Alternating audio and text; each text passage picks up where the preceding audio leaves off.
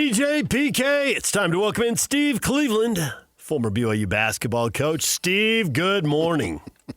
Morning, fellas. Steve, why so many slow starts? The question on the lips of thousands of BYU fans. So many bad first half, so many good second halves, and if they're playing a ranked team, they don't quite get over the hump. If they're playing a team that isn't quite that good, they usually do rally and win. But why do people have to watch 10 or 15 or 20 minutes of losing basketball? What's going on? All right, let's look at some positives here. Okay. So, I think I know as a coach, just having that experience for 35 years, there were nights when we got off to slow starts, and it made it very difficult. The one thing about BYU that is a positive thing is that they've come back in games that were looking like blowouts, and they've made them really meaningful games. Unfortunately, whether you lose by 1 or 31, it doesn't matter. Losing is losing, but this team they've got to have better first halves, number one, and number two, they've got to defend in times when it's really needed to get a stop. And I think as I've watched these games, and I'm listen, I coached long enough to know that as a coach, you try a lot of different things, and you try to put yourself in a position where you can win basketball games. But I think the slow starts and then just amazing second halves. But by the time, what happens is that you've got to spend all that energy and go through that whole process, and all of a sudden you've had to get after it, and your legs, you lose a little bit of your legs. You get a situation where teams that you're playing at home or on the road, you've got to be able to be more consistent defensively, I think, and getting stops early on, not getting down big and then fighting back. And there's a lot. This team has a lot of heart, and they're competitive, but they're just putting themselves in holes that it's hard to get out of because you're playing good teams. I mean, you're playing there. They played Arizona close to the 3-point loss. They had to go to Kansas, which we'll talk about in a minute, but for a team that's 14th ranked, boy, they really looked a lot better, and Peterson was the real deal for the half that he played. I'm wondering, is Kevin Young thinking about or actually saying the words that church leader accused you of saying after you won your first conference title when you were in high school and he called you into his office? Do we really want to go there? I'm reading the book. Hey, listen, first and foremost, I'll let you know I've been to enough practices and watched Kevin and his staff. But listen, it's part of the process. And you do get angry and you do get upset. And I think the thing is that when I had issues like this when I was playing, or not when I was playing, when I was coaching, I felt like the most important thing that I could do was to be honest with them. And if it needed to be said, I said it. I'm always tried to watch my language and try to be as appropriate as I can. But sometimes it just drives you nuts when these things are happening. It consumes you. Yeah, and so I just think that you get your group together. I had enough team meetings when guys weren't playing well in a half, or guys hadn't been playing well for 2 or 3 weeks, that you hold the people accountable. And I can't imagine Coach Young, he'll probably start with himself and his staff, is that we need to do a better job. And number two, that, hey, you know what? If AJ's not playing well, or Saunders isn't playing well, or whoever it might be, right? You have to be honest with the guys, because your teammates, if they watch, your teammates watch the best players in a position where they're not acting accountable, or that maybe the coaching staff's not taking the time to make sure everybody knows who's accountable here, then you have problems. I don't think we have that problem. I just think it's time that, Coach Young and his staff have to make it really clear about what it takes to win close games on the road. And I was shocked how good Peterson was.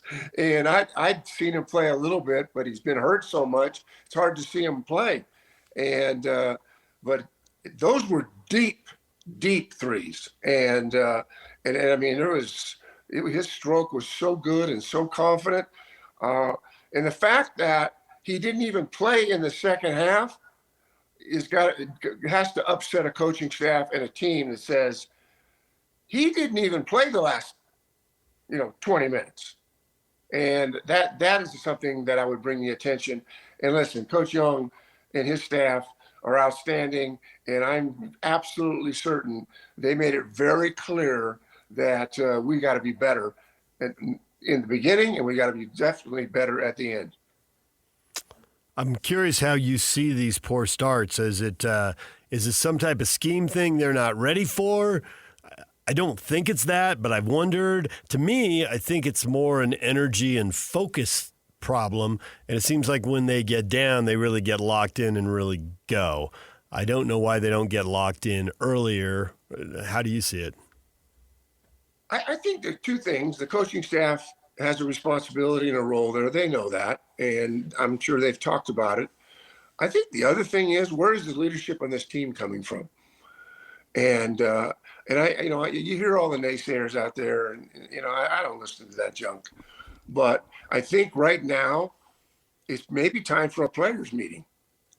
Maybe a time that Richie Saunders, who is the heart and soul of this team and has been in this program for a long time, that he gathers the guys together without the coaches. Maybe not, they don't even know about it.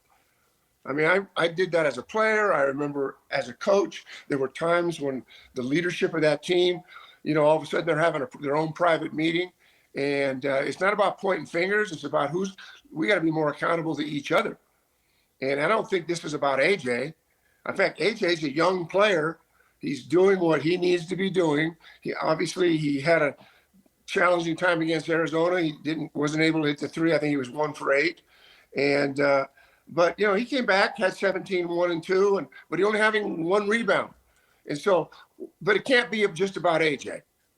I mean, yes, I think when your best player is not performing maybe as he'd like, or the coaching staff or the players, it's really important that everybody be accountable, not just an AJ or a Keita or a Saunders, but everyone. And when you start looking at the numbers, you realize that this team, they need their own team meeting. They need to look at each other and talk to each other.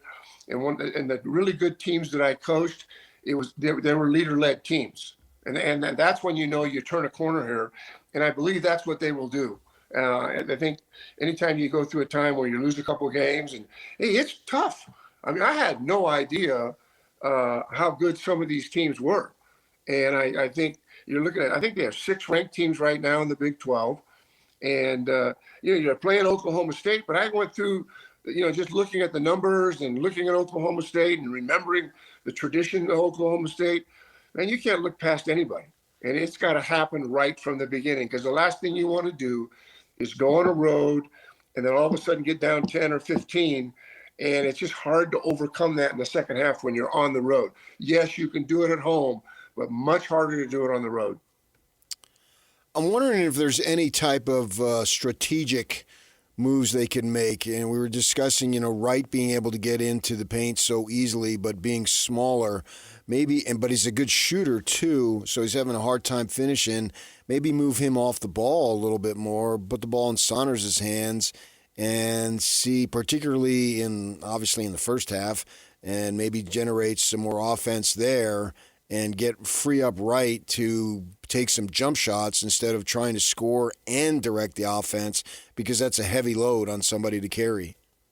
Yeah, it is a heavy load. And he's asked to do a lot of things here, and he's capable of doing it. But I like your thinking there. I remember that there were times in in-game situations where I would something would come to my mind and thinking, what can I do? And I'm sitting there thinking about it, and it's like, maybe taking somebody off the ball.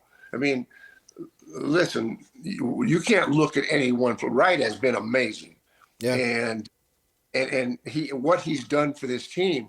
But when guys are struggling a little bit, it's not the time to point fingers. It's time to, what can we do personally? What coach can I have go work out Wright or AJ or Saunders or Boscovich, whomever it might be? I mean, I'm looking at the line there with their bench guys, and I mean, just the 3-point shooting. AJ, I think, was 1 for 3. Saunders was 3 for 7. Wright was 1 for 5. Boscovich was 1 for 4. The three ball is a big part of the game today, and it's been a big part of the success BYU's had.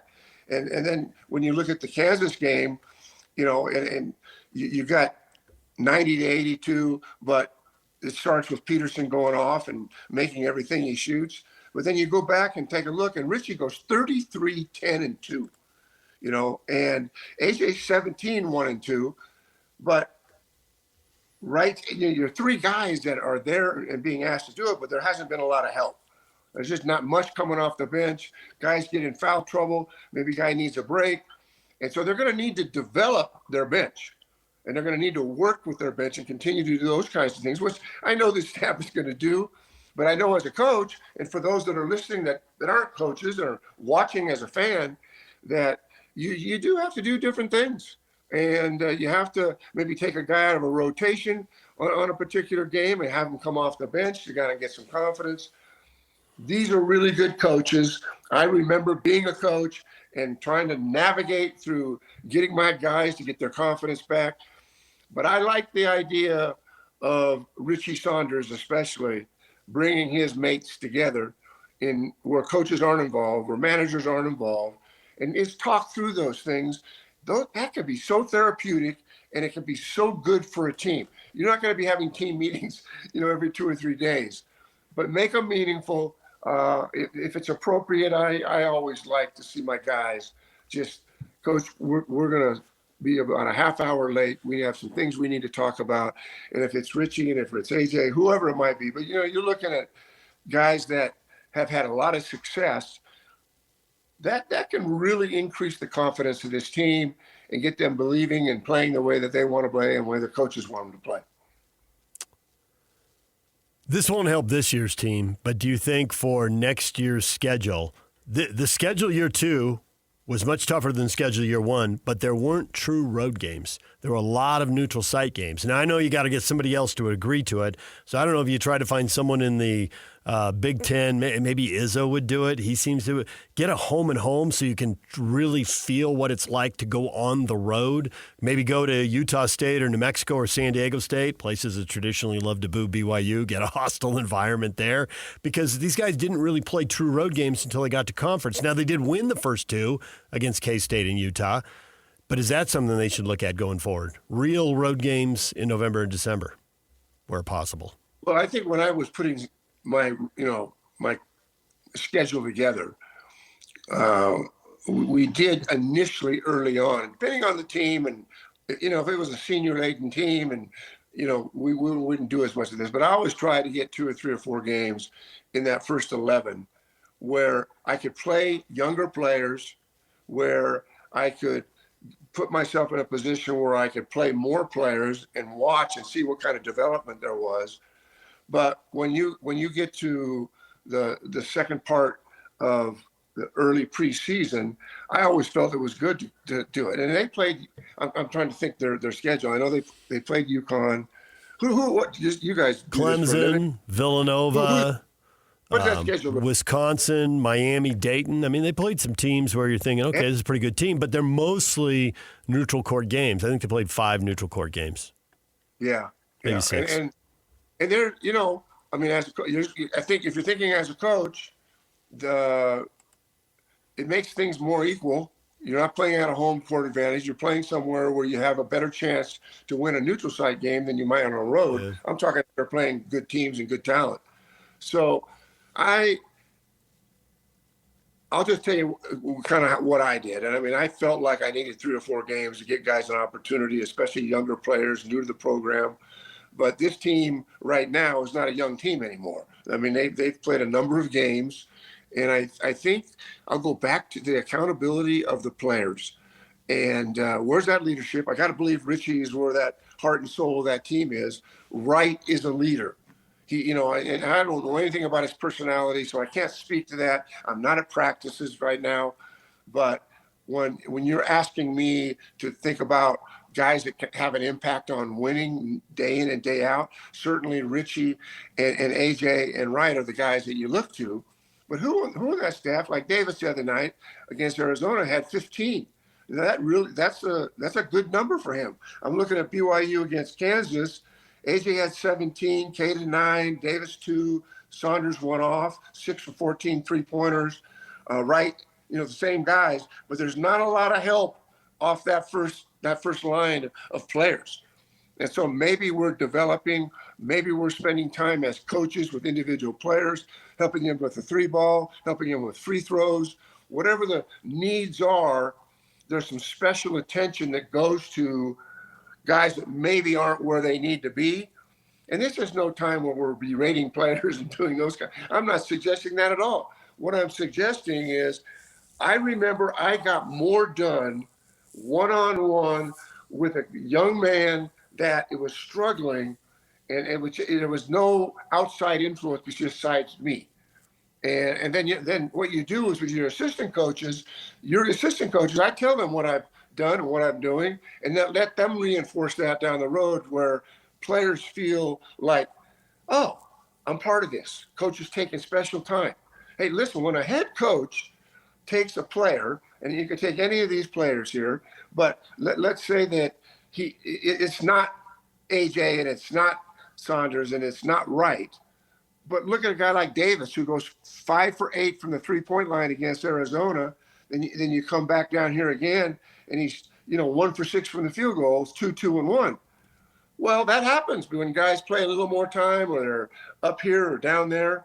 I just believe that accountability is the thing that you have to focus on as players. Number one, if you can get your leadership, the players themselves being a player-led team, you're always going to be better through those experiences. Yes, there are times we get upset and we get angry and we feel like maybe the effort isn't what it needs to be. Hold them accountable. I don't think the effort has been a major issue, but it is at times you watch a team that kind of goes through the motions and they get behind and then they got to fight and come back. And when you're playing in league play, you can't take anybody for granted. I mean, I'm looking at the upcoming games. You got Oklahoma State, and they're 15-6. BYU is going to be picked to win that game, but they're playing at Oklahoma State. And I remember being at Oklahoma State and going there. It's a tough place to play. And I know the coaches will prepare them for that, but these upcoming games against Oklahoma State and against Houston at home, which is obviously going to be a real beast, these are two really big games. Good news, Houston's at home, but this is a week. They sweep this week, that renews everything and gets the confidence. Maybe younger players, who's going to step up and make big shots. But it's a big week, and they got to take care of business, obviously, early on, and with Oklahoma State, and that's going to be tough. But playing Houston at home is going to be every bit as tough as well. So this is an opportunity. They go 2-0 this week. Not like the world's going to end and they lose a game. But if they could sweep this game, that gives this team and the coaching staff more confidence and a more togetherness and unity than maybe what they've had in the last couple of games. Coach, we appreciate the time as always. Thanks for joining us. We will talk to you again next week. Great being with you guys. Have a good day. There's Steve Cleveland, former BYU basketball coach, former Fresno State coach. We're back with more in a moment right here on The Zone. DJ and PK, it's 97.5, the KSL Sports Zone. The All-Star teams are out, PK. Yeah, all right. No All-Star for Keyonte George and Lauri Markkanen. Did they deserve to make it? Tony says, short answer, yes. But it's more about what sells tickets and gets people to watch, even if it's going to be the worst basketball ever played. I don't think that's it. I think it's the fact that the Utah Jazz have not won very many games this year. I think that's it for guys like LeBron. But the Aviata kid from Portland, I don't think that's it. They've had a better season. And I would be okay with Markkanen making it on one condition. And what is that? That they list Lauri Markkanen in the box score and then in parentheses, rest. Nice. Go to the All-Star game, put your feet up. Made it? Here's your bonus. Most guys have something built in, right? Here's your bonus. Now. He's missed 14 games. Take it easy. He's on track. Well, when they get good, and I believe it's a when, not an if, he's going to have the freshest legs of anybody relative to his age. Talked to Locke about that whole minutes thing. 25,000, 30,000, 35,000 minutes where you start to run down. He sits out a lot. He's not piling up the minutes. Yeah. And I think for these guys, since the future is going to be good at some point here, hopefully sooner rather than later, to make sure they're at the premium condition ready to go when it is go time to win, I think they need to have lazy boys along the sidelines. Just feet up. Yeah. Can't get out of the way if someone comes crashing into you. And then they have one of those people dressed in the waitress gear and come and Bringing them drink. beverages and stuff. They come over to the big old tray. There's a Gatorade bottle on it. Yeah. And then you see, have some vegetables, carrots and stuff. So, eating healthy. Make a mockery of it. They're sort of, not they exclusively, but the system is made a mockery of. So extend it even beyond that.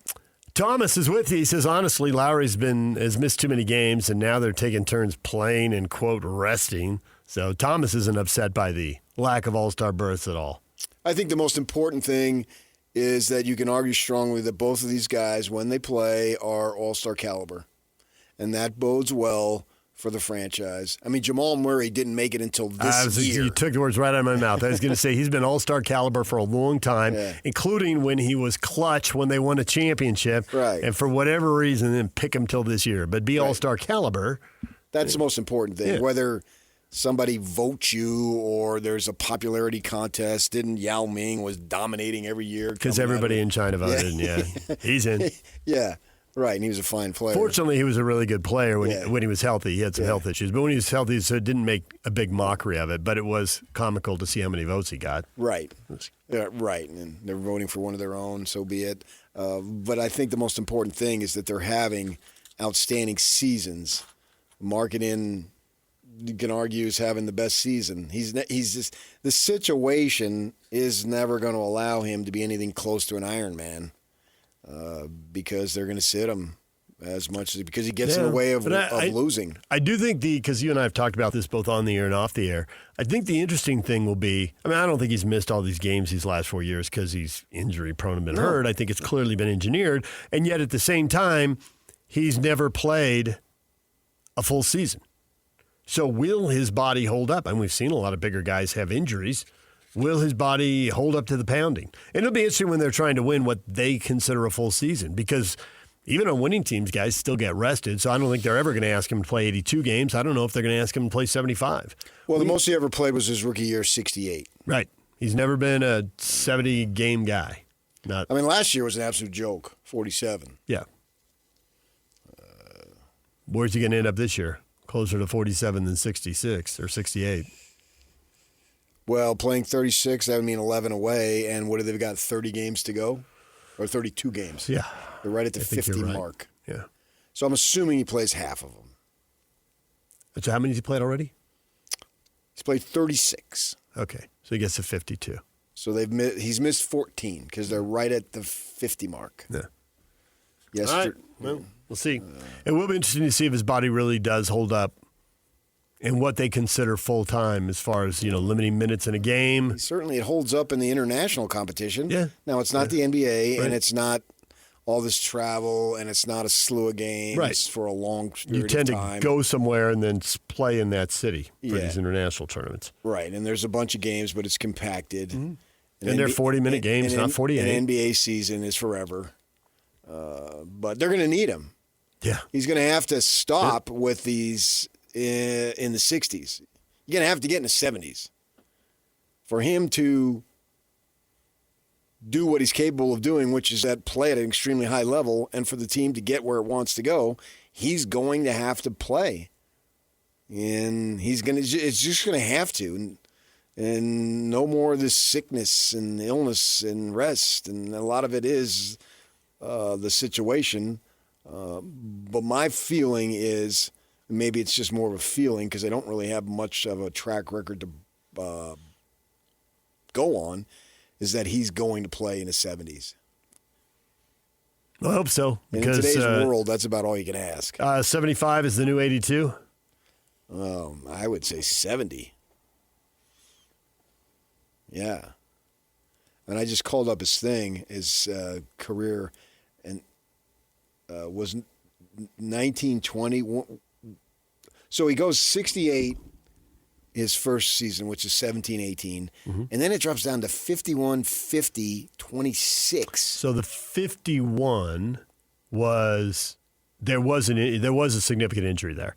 That was a full season. The next 2 years weren't full seasons. They were the COVID impacted ones. And I don't think they played 82 coming out of it when they had to start the season late. I know they didn't play 82 when they went to the bubble. Okay, but then 21-22, he's back to 61.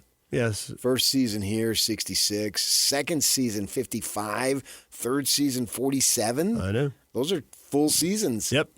So that comes back to the question. There were injuries early.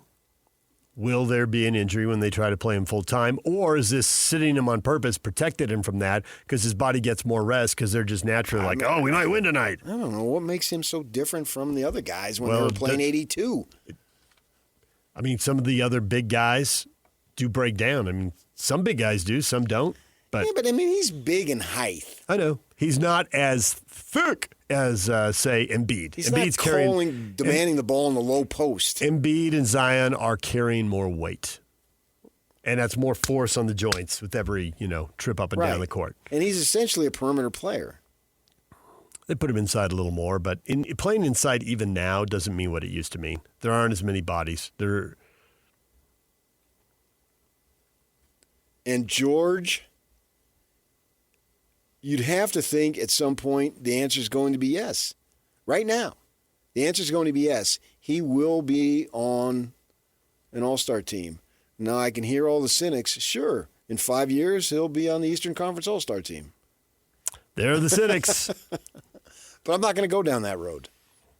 Not for 5 years. We'll see when we get there. Don't borrow trouble from the future. Well, it may well be out there. Who the heck knows? I'm going to but believe there's no point in worrying about that now. That Keyonte George is going to be fine here. Until I see and hear otherwise, that he's going to recognize I'm playing in a first-class organization with an excellent coach, and they're providing me with everything I need, and I'm making enormous money. And he's from Texas, right? He is. And so they got a guy who's around the team. I don't know if he has a formal spot, but he's from Texas. And he wanted out. Referring to D. Will. And so, hey, kid, come over here. Let me explain something to you. Yeah. Here's how it is around the lake. Yeah. If you don't believe me, go talk to that guy. And then go talk to Boozer. We're Texas guys here. Yeah. And so I know what you're going through because I went through it myself. And don't mess with good, man. And if you got a good thing going, and maybe I'll be proved wrong, which won't be the last time. But I'm going to freaking believe that he's going to see all things and realize this is a good spot to be in, and we're winning. And I want to be a legend for somebody. And you can, and unless you're LeBron, you can bounce around. But how many of those guys can really bounce around and be? Is Kevin Durant? I was about to going bring to him be up. A legend? Is Russell Westbrook going to be a legend? Who's he going to be with? What is your identifiable team? I think Durant is big enough to be a legend of the game, but I don't think he's a legend in any city he played in. Right. Which is two different things. Where when you walk into a building, the place goes wild, which we've seen with, I don't even know how many Jazz players. There's just so many. A lot of them who didn't play their whole career here. No, I don't think you have to. Get very warm welcomes. But when you're going at your best, unless they don't want you, college baseball starts up in a couple of weeks. Right? I think softball starts coming up a week earlier. Right? It's right around the corner. And so yesterday they had a softball game involving some Arizona State alumni. Mm-hmm. And they got a lot of guys in the pros, obviously. And then they had some celebs. You know who got the biggest roar? Who? You know. Barry Bonds. He wasn't there. Cam Scatteraboo. Oh, yeah, okay. I didn't know they brought back all sports for the baseball. I thought it's some celebs okay. beyond the. Yeah. And so he is recovering from the surgery. He played second base. I saw a video of him, fielded it flawlessly. Because he's an athlete. But he didn't run. Mm-hmm. So he'd hit, and then the guy would run. Right? Well, one time the guy didn't have to run because Skadabu hit it over the fence. T-ball for him. But wouldn't you want to be that? Have the place where you go back and they cheer you. Yeah, forever. Forever. And you're going to go chase something that you already got? Well, a lot of people have done it. Does that make any sense? It didn't it didn't to me at the time, but you also could feel like this is going to happen, Because you and I could sit here, being much older, right, and think, don't do it. This is good.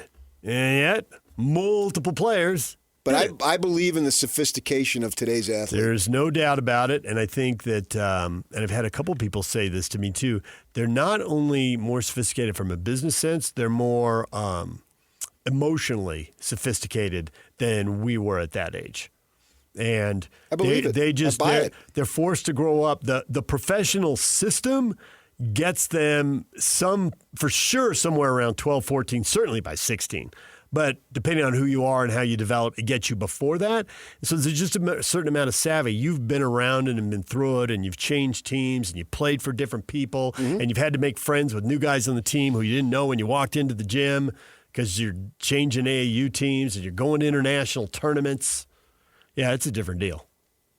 That's why amid all the constant losing and the multiple year constant losing, I think there's a foundation. To what degree can be competitive remains to be seen. But I think they already have a foundation that allows them to be plus 500. And I'm one of these guys. So now I hear Tim Lacombe saying, so you agree with me? Well, I'm not saying necessarily next season. Okay. Because you're going down the road Tim goes. He says, and I'm fine going down that road. Tim's like, there's stuff in place here that isn't completely obvious. Right. I agree. And I was up there the other night talking about the lack of defense in whatever game it was. It was atrocious. And he's like, when you make a meeting optional just to turn it into the workplace, don't 80 or 90% of the people not show up? It was optional.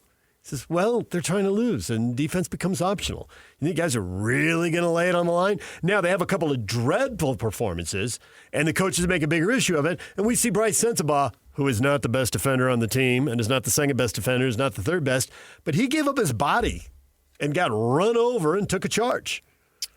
And before we go to break, let me say, in my work world, for me, nothing was ever optional. And that's why you're the 10 or 20%.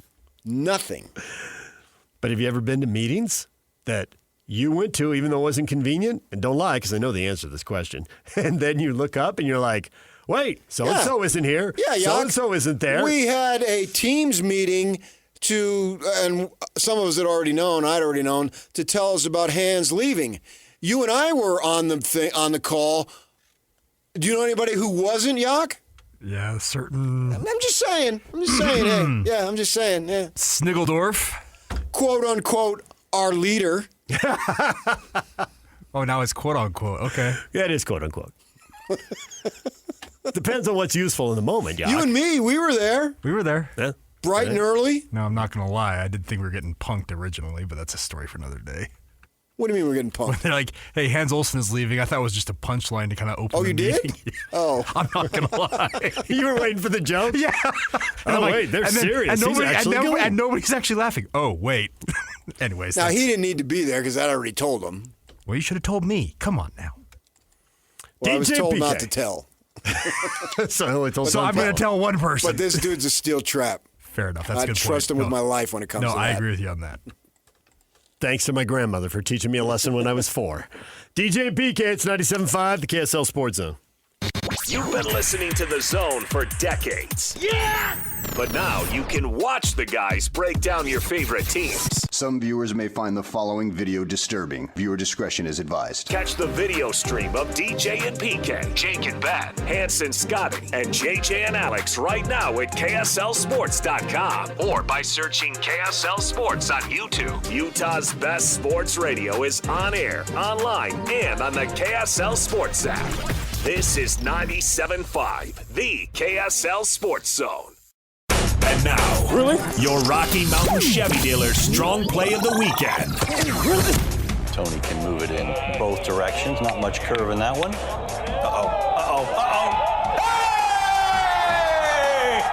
Forget getting the birdie. Give him the eagle. There is Tony Finau with the ace at Torrey Pines. That is a Chevy strong play of the game. Know it this afternoon after 3 o'clock. JJ and Alex will hook you up, and you can win fabulous free stuff. What?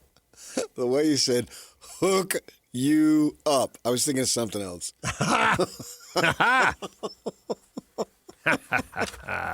I'd say hook you up.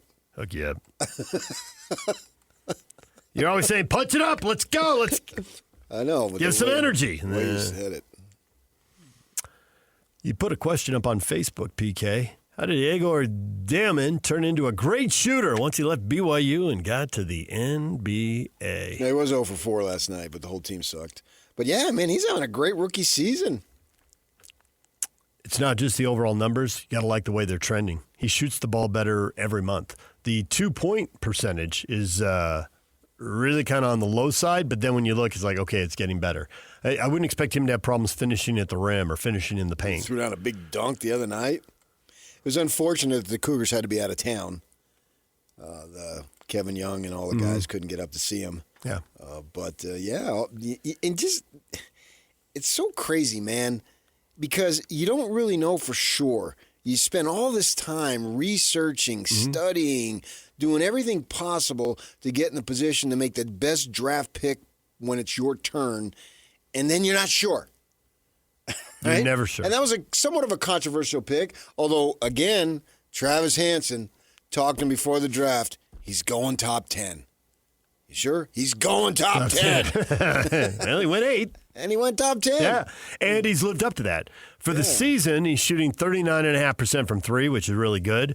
40% from the floor, that raises some eyebrows. That's too low. And 85.5% from the line, which is really good.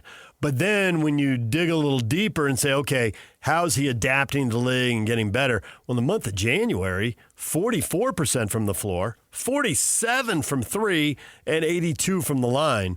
His field goal percentage has trended up each of the last 3 months. His November, December, January, you can see the arc. From the three-point line, it's improving 33 to 38 to 47%. It's the free throws dropped off in the last month. But baby. He still looks 15. He does look like he's 15. With that little haircut and that he has. And he's 19, turned 20 in a month. Wide-eyed. So it looks like you're drafting 8th. You said they took him. Mm-hmm. That looks like it's a good pick. Right. And they're getting a good player. Yeah. And watching BYU Kansas, they were talking about it, and then I read something about it right after that, how NBA scouts are like, man, if you're top 10 in this draft, you're going to get a good player. Now, there's generational talent if you get lucky and you're at the top. Maybe. Okay. They believe there's generational talent. I don't think there's a Cooper flag in this draft. Now, there might end up being. When I say that. But there's not a lock in the way Cooper was a lock. Right. You could miss with AJ or Darren Peterson. There's better odds of missing with them than there was with Cooper. Yes. Now, they could be good players, but you could have had the opportunity to draft somebody else who's a star. Yeah. Those guys, they're going to be in a league. There's no question. To what degree? I did, and I think you did too. We all felt flag was he was going to be the ultra big flag. He's going to be a 10-time All-Star. Yes. Don't look at him. Because if he's not paying attention, he missed it. Oh, I was paying attention. I had to get to the other page to get it. Talked right over it. What'd you say? He didn't deserve retail places to get the ultra big flag to call the ultra big flag. See, now Cooper flag will have 3 things. He'll have O, he'll have D, and he'll have the L. He's not missing the L. Okay. Because you miss the L, it changes everything. Yeah. And the Mavericks are getting a lot of L's this year. They are. But we all figured that he would be a player. And, gosh, he scored 49 the other day, right? I'm not totally sure that these guys are going to go in and score 49 as a rookie. And no guarantee they'll be a 10 or 12-time All-Star. Whereas with Cooper Flagg, only injury is going to separate him from that. Although these guys may well do it. Yes. And they may end up, and their ceiling, because all these guys' ceiling is kind of unknown. I mean, who's to say one of these guys won't be the number one team on a championship team more often than he's the number one guy on a championship team? And that very well could happen. Yeah. And I would take my chances. But what you're referencing is they always talk about what's the floor and what's the ceiling. Yeah. Cooper Flagg, his floor is so high. So high. There's very little gamble with that guy. And it looks like the way the system is now, with every team tanking as much as it is, that that's just 20% of the league. You're going to go to a team that's going to allow you the opportunity to shoot the ball a whole bunch. Yeah, the one exception OKC. I was going to say Indiana, just because with an injury, you probably won't be the guy in Indiana. Probably be the second guy, but. Yeah, but I mean, being the second guy, you still right.